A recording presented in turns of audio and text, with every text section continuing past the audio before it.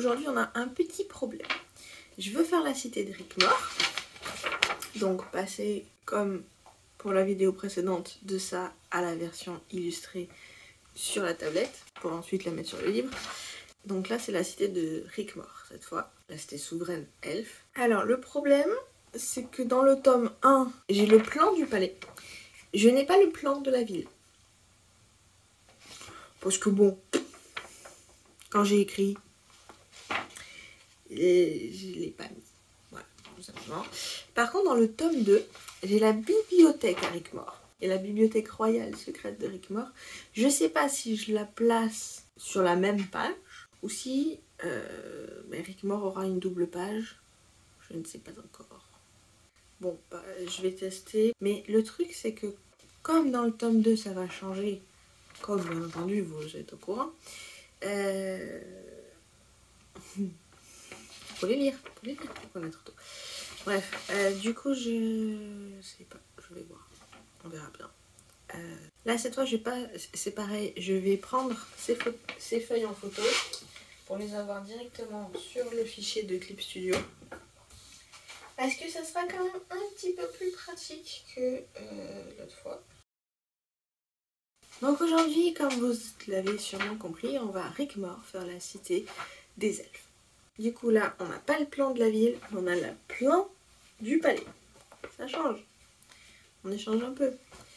C'est pour ça que pour les prochains livres, je vais vraiment faire les fiches informatives, les fiches qui vont vraiment regrouper toutes les informations parce que avec les illustrations et tout ça, déjà pour être sûr d'être cohérent, pour être sûr d'avoir toujours la même chose. Et puis pour pas me retrouver là, devoir choisir 15 000 trucs au dernier moment. Donc voilà. Ben, c'est bien de papoter, mais maintenant faut travailler. Allez. Donc là on se met vraiment au travail. Tout d'abord, je suis désolée pour la qualité des images, mais je pense avoir trouvé une solution pour la prochaine vidéo. Donc pour l'instant on reste comme ça, parce que j'ai fait 40 heures de travail, donc j'allais pas refaire 40 heures. Donc voilà, on va faire comme on peut. Bienvenue du coup sur la carte de Rickmore. Donc Rickmore c'est une cité qui est proche de l'océan. Le palais royal qui est en train d'être dessiné là. Le palais royal... il est entre la jonction d'une rivière et d'une espèce de petit canal et tout ça. Il est placé là exprès. Les elfes n'ont pas voulu, parce qu'à la base, Rickmore a été construit par les elfes. Alors les elfes n'ont pas voulu être directement sur la côte océanique, ils ont préféré être un petit peu en recul. C'est pour éviter de se faire envahir par l'océan. Les envahisseurs sont obligés à chaque fois de passer par la terre parce que la petite embrasure qui est entre la rivière et l'océan est trop petite pour les navires de guerre. Donc du coup, ils se protègent déjà de cette manière. Il faut savoir que les elfes savaient très très bien en arrivant que les guerres, il y allait en avoir, hein, ils étaient conscients de ça, ils sont assez âgés pour voir ce que ça donne dès qu'il y a des territoires à conquérir, des territoires où les gens s'installent, et ça, ils savent qu'il y en a partout.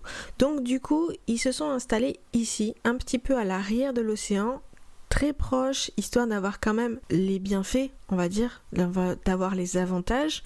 Donc ils ont une flotte, il n'y a pas de souci sur ça, et tout ça. Alors, la cité est très grande, ce qui est logique vu que c'est une des 4 plus grandes cités.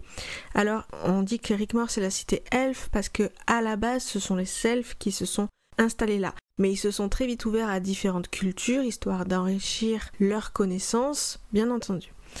Parce que la recherche sur la magie et la recherche de connaissances, c'est quelque chose qu'ils aiment, c'est quelque chose qui est très important dans leur propre culture, de s'ouvrir aux autres. Donc du coup, il y a différents niveaux dans la cité. Donc on a vu qu'il y a l'océan, entre l'océan et le palais, dans le nord c'est plutôt marécageux. Et après, il y a une forêt. Alors ce sont les elfes de la forêt qui se sont plutôt installés dans cette partie nord. Ensuite, sur la rivière, on entrevoit qu'il y a un petit village flottant dans la cité elle-même, mais c'est une partie où il y a généralement une autre catégorie d'elfes. Bon, après, comme je l'ai dit, il y a plusieurs espèces, il y a beaucoup d'espèces qui les ont rejoints et tout ça, donc pour pouvoir accueillir en fait le plus de monde possible et que chacun vive au mieux selon son espèce, il y a donc une partie marécageuse, une partie dans la forêt. Là, la partie qu'il y a en bas à gauche, en fait, c'est la partie qui est plutôt champ. Donc là, la zone qui est entre les champs et le palais, c'est la zone de réserve de nourriture qui profite des protections magiques du palais qui ont été étendues à cette zone-là, histoire de protéger les provisions, et en temps de guerre et tout ça, c'est extrêmement important, et en cas de sécheresse également. Là, on commence à y voir un petit peu mieux, donc je suis assez contente. Ensuite, la partie en bas à droite. Alors, au départ, on a des maisons qui sont un petit peu les unes sur les autres, où ce sont des gens qui sont un petit peu plus pauvres et qui se sont installés en premier. Et puis après, on voit que les maisons, les domaines s'espacent. Du coup, on voit les personnes qui sont un petit peu plus fortunées qui se sont un peu décalées, parce que bon, de toute manière, ils s'en fichent avec la téléportation à l'intérieur du palais. Tous les habitants ont une espèce de passe-droit entre guillemets. Alors, bien sûr, les gens savent que s'ils veulent une audience, ils demandent l'audience et du coup ils ont une autorisation de se téléporter directement dans le palais. Ils n'ont pas besoin de marcher, donc ils s'en fichent d'être éloignés du palais. En même temps, dans ces domaines, souvent il y a des expériences magiques et tout ça, et ça se reflète à chaque fois par le fait que la végétation, la flore, elle va diminuer, elle va être moins dense, et du coup ça va permettre également de savoir ceux qui utilisent un petit peu trop de magie, d'enquêter en gros pour être sûr que tout va bien. Alors la terre ici est plutôt noire, et niveau végétation, elle va bien nourrir la végétation et tout ça, et la végétation elle va être sur une végétation qui est plutôt dense. Ensuite, on a le palais en lui-même. Alors le palais en lui-même, comme Patricia a pu nous le dire dans le tome 1, l'intérieur en fait elle arrive dans une pièce qui est fermée, qui n'a pas de vitre, qui n'a pas de fenêtre, elle ne voit absolument rien de l'extérieur. C'est normal. La salle de téléportation où il faut avoir des autorisations spéciales pour pouvoir accéder à cette salle, des autorisations que Frédéric, même si Isidore ne l'aime pas, a réussi à obtenir, parce que Isidore est extrêmement curieuse sur Patricia Novan, parce qu'elle sait que Balt les veut et elle veut comprendre pourquoi. Donc du coup, elle va accepter qu'ils viennent dans le palais. Et comme tout invité du palais, ils ne vont pas pouvoir voir l'extérieur de la cité à partir de l'intérieur du palais. En fait, c'est une mise en sécurité. On évite de montrer la cité aux étrangers pour qu'ils ne puissent pas faire de plan d'attaque en fait sur la cité. Il y a des boucliers, des filtres de perception un petit peu, qui fait que les plans de bataille pour envahir la cité sont assez compliqués à obtenir. Donc quand Isidore, elle reçoit des gens dans son palais, elle fait en sorte qu'ils ne puissent pas voir l'extérieur. Donc les gens, ils arrivent au départ dans une salle de téléportation où, comme je l'ai dit tout à l'heure, il n'y a absolument aucune ouverture sur l'extérieur. Ensuite, ils vont dans la salle du trône. Et ça, c'est la même chose. Pendant tout le passage et dans la salle du trône, il n'y a pas de fenêtre. C'est très important pour eux parce qu'ils ne veulent vraiment donner aucun indice aux potentiels envahisseurs.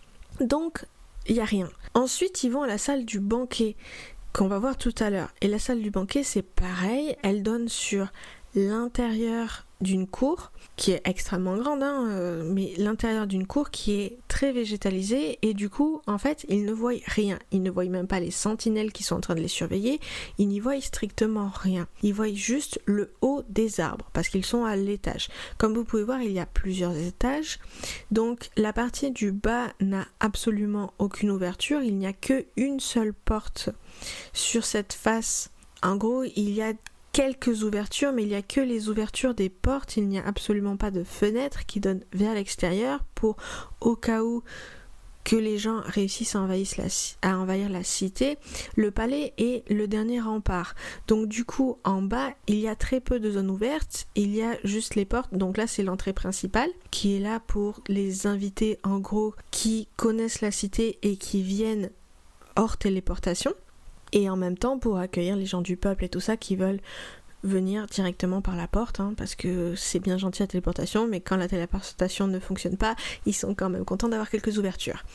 Donc du coup, il y a cette porte principale qui est là pour recevoir les gens, pour que les gens puissent s'y présenter. Il y a d'autres portes qui sont plus dissimulées, qui sont là pour justement l'évacuation, pour faire en sorte que les gens à l'intérieur du palais puissent s'enfuir, ou que les soldats, avec les chevaux et tout ça, puissent passer. Donc voilà. Niveau architecture, on est quand même assez proche de l'Égypte antique.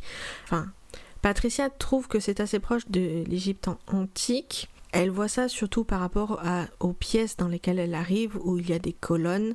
Ces colonnes sont travaillées. Elles sont travaillées en racontant des histoires du quotidien.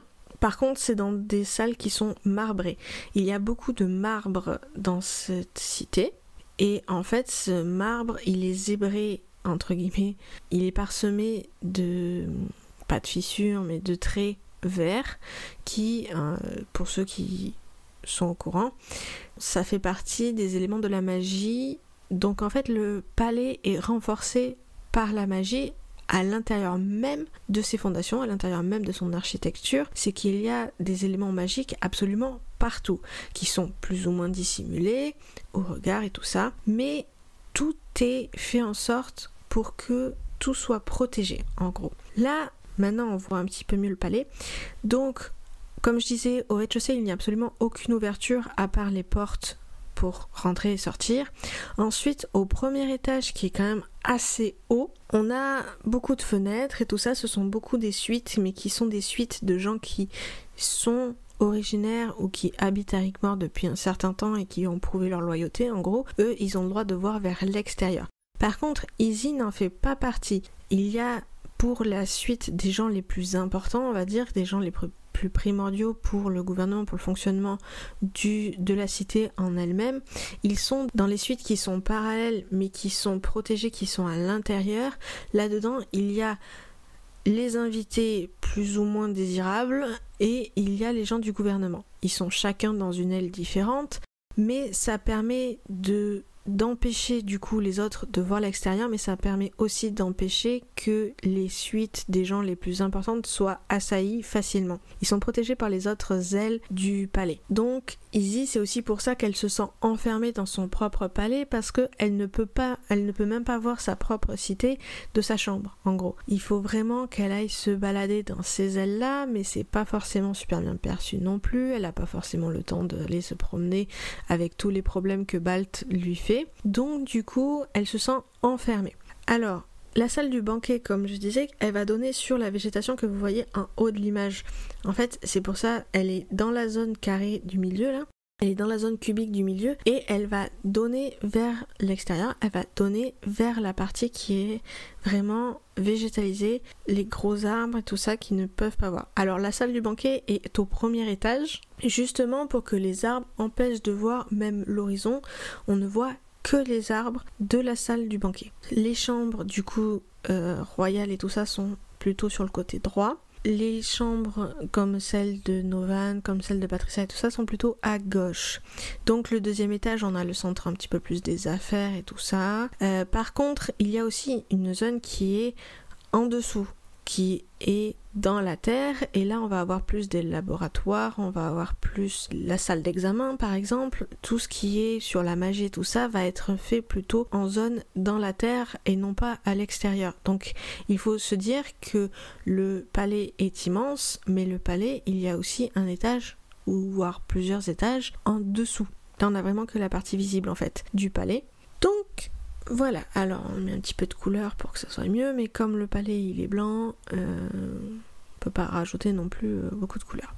Donc voilà, là nous avons le palais royal, enfin une partie du palais royal bien sûr, la partie de l'entrée, la véritable entrée, tout ça, du palais royal. Donc je fais quelques petits effets d'ombrage et tout ça, et puis ensuite on va passer après à la salle du trône.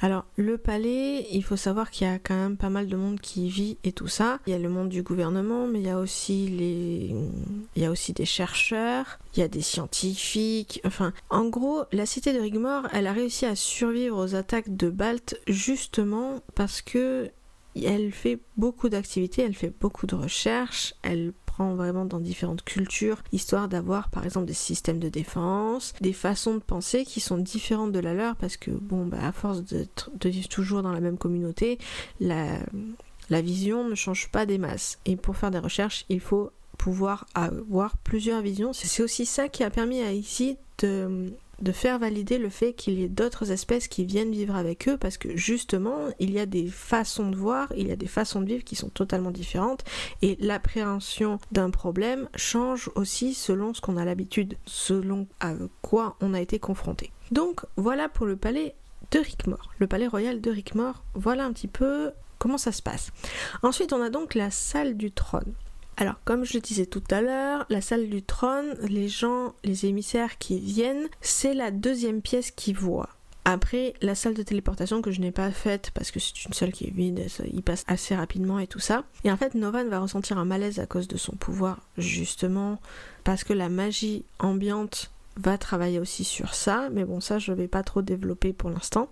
Donc là, on a la salle du trône. Alors, la salle du trône, elle est totalement marbrée de blanc, liseré vert, on va dire. Il y a le trône de Izzy qui est au-dessus de tout le monde, qui est sur cette plateforme. Du coup, il n'y a qu'elle qui monte. En gros, elle est là pour qu'on la voie, pour qu'on comprenne que c'est elle la patronne, et que, en fait, s'il y a une attaque ou quoi, l'attaque va être dirigée vers elle, même si elle est beaucoup protégée, tout ça, hein, elle n'est pas sans protection, bonjour, assassinez-moi. Non, elle est protégée par la magie, mais en même temps, c'est pour éviter que les gens dans la salle ne se fassent attaquer pour rien. C'est vraiment comme à l'époque, les officiers qui mettaient des couleurs, qui se voyaient, c'était vraiment pour ça, pour qu'on sache que c'était eux la tête de la stratégie, que c'était eux à la tête du régiment et tout ça, et qu'on les attaque à eux. Et bien c'est exactement le même principe. On met la souveraine sur le trône qui est visible de tout le monde. Alors il y a les piliers qui sont au-dessus d'elle et tout ça, qui sont là avec la plaque et tout ça, qui sont remplis de runes que l'on ne voit pas forcément. On voit plutôt les images de l'histoire, de leur arrivée ici et tout ça. C'est pour ça aussi que Patricia trouve que ça ressemble beaucoup à l'Égypte ancienne, hein, parce qu'il y a beaucoup de dessins du quotidien, mais il y a toute l'histoire en fait de leur arrivée ici, qui est décrite pour ceux qui savent plus ou moins la lire, mais qu'on peut décoder de ces 4 piliers et de la plateforme en fait, de la plateforme entière. Et du coup, dedans, il y a dissimulé des runes magiques qui la protègent, bien sûr, parce qu'ils vont pas mettre leur souveraine bonjour, tuez-moi. Donc du coup, elle a quand même des protections magiques et qui sont incrustées dans cette plateforme pour qu'elle puisse protéger également les gens qui sont en bas. Donc Izzy, elle va être sur ce trône quand ils arrivent. Comme j'ai dit, la pièce n'a absolument aucune ouverture. La seule façon de s'en sortir, si c'est pas les portes, enfin si c'est pas par les 2 portes, parce qu'il n'y a que 2 portes, il y a une porte à l'avant pour venir jusqu'au trône, et il y a une porte qui est derrière, un petit peu à gauche, que là on ne verra pas, qui va donner vers la salle de banquet directement. Là on est dans une pièce qui est très grande et qui reste sobre quand même. Il y a vraiment que cette plateforme là qui est pleine de ruines et tout ça, le reste extrêmement sobre et tout ça. Et s'il y a un problème, la téléportation est bloquée, histoire de pouvoir faire des prisonniers des gens qui seraient venus faire des attentats. Bref, donc voilà pour la salle du trône. Donc après la salle du trône, on se rend dans la salle du banquet. Alors la salle du banquet, il y a les mêmes piliers que l'on retrouve partout dans le palais, il y a des piliers de partout, tout le temps. Et donc, à travers ces piliers, on est donc sur le balcon. La salle du banquet, elle a une partie qui est plus ancrée dans le palais, et il y a donc le balcon. Le balcon, il donne, comme je vous ai dit tout à l'heure, il donne sur la zone végétalisée. On se souvient que Izzy va sauter du balcon à un moment et atterrir sur une pelouse. Mais bon, là c'est pas l'histoire. Ensuite, je dois vous prévenir que en fait sur l'image finale on ne voit pas la table. Là j'ai essayé de faire la table, mais en fait je me suis rendu compte que selon les proportions de la pièce, la table est beaucoup plus reculée parce qu'il y a beaucoup de place pour qu'il y ait beaucoup de gens qui puissent danser au milieu de la salle de réception. Et sur le balcon, il n'y a pas les tables. Il y a 5 statues, les 5 statues en métal, et c'est tout. Il y a la zone pour danser et en gros la zone à surveiller également. Les tables sont plus vers nous en fait, elles sont à droite, donc il y a la table du buffet qui est plus reculée, et à gauche il va y avoir l'orchestre. Patricia, elle remarque qu'elle a ses statues, elle remarque qu'ils sont en métal, qu'ils sont pas aussi froids que ce qu'elle aurait pu penser, mais elle s'y arrête pas des masses non plus. Et en fait, ces statues sont très importantes parce que non seulement elles montrent le savoir-faire des elfes, parce que les elfes, même s'ils travaillent beaucoup sur la magie et tout ça, ils s'en sortent super bien également à la forge. Donc ils vont forger beaucoup d'objets, dans lesquels ils vont inclure de la magie. Et dans ces statues, les 5 statues vont en fait parler du cycle de la planète, du cycle du soleil, etc. etc. Et il y a donc les danseurs et les danseuses. Et donc, comme dans beaucoup d'endroits dans le palais, ça raconte l'histoire vraiment de leur arrivée sur Inuos et tout ça. Et en fait, ce sont des éléments qui sont plutôt cachés, que les gens, enfin, qui sont en pleine vue, mais que les gens ne comprennent pas forcément. Alors, on le voit pas sur les statues extérieures, mais chaque statue a le bracelet à la cheville. Voilà, c'est un petit élément comme ça que je pointe, voilà. Donc de l'autre côté, on aperçoit, comme vous voyez, on aperçoit à peine les fenêtres de l'autre côté, et c'est totalement fait exprès parce que on les voit extrêmement obscures. Sauf qu'en fait, il y a des gardes qui surveillent la salle du banquet de l'autre côté. Quand Izzy va s'échapper, elle va faire en sorte que ceux qui sont dans cette zone-là sont plutôt pour elle, et donc du coup va leur faciliter l'évasion, en gros. Mais ils sont surveillés de façon vraiment... on ne peut pas les voir, mais ils sont de l'autre côté et ils surveillent toujours le banquet. Là ensuite, j'ai refait le carrelage parce que c'était absolument moche. Donc j'ai refait le carrelage comme il faut.